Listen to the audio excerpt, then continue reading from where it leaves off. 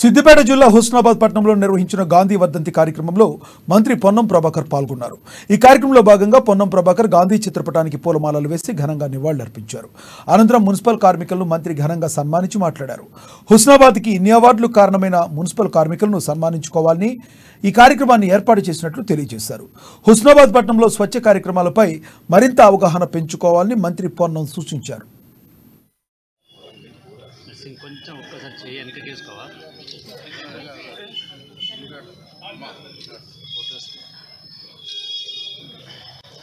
వారు చేసిన సేవలు, వారు చేస్తున్న సేవల పట్ల ప్రజల యొక్క గౌరవం వారికి ఏ విధంగా ఇవ్వాలి అనేటువంటి ఆలోచనతోటి గాంధీ గారు ఆనాడు ఏ విధంగా మన పని మనం చేసుకోవాలని, స్వచ్ఛ కార్యక్రమాల్లో ఏ విధంగా పాల్గొనాలనేటువంటి స్ఫూర్తి ఇచ్చినాడో ఆ స్ఫూర్తికి అనుగుణంగా ఈరోజు గౌరవ పట్టణానికి సంబంధించిన ప్రజాప్రతినిధులు కావచ్చు, మిగతా అన్ని రాజకీయ పార్టీలు, అధికారులు, పత్రికలు అందరం కూడా కలిసి హుస్నాబాద్ పట్టణ ఇన్ని అవార్డులు రావడానికి కానీ, పట్టణం శుభ్రతగా ఉండడానికి కానీ కారకులైనటువంటి వాళ్ళందరినీ కూడా బట్టలతో పెట్టి సత్కరించాలనేటువంటి నిర్ణయం తీసుకొని వాళ్ళందరికీ బట్టలు, దండ, పూలు, పండ్లు అన్ని పెట్టి వాళ్ళందరూ కూడా గౌరవించుకునే విధంగా ఈరోజు ఈ కార్యక్రమం తీసుకోవడం జరుగుతోంది.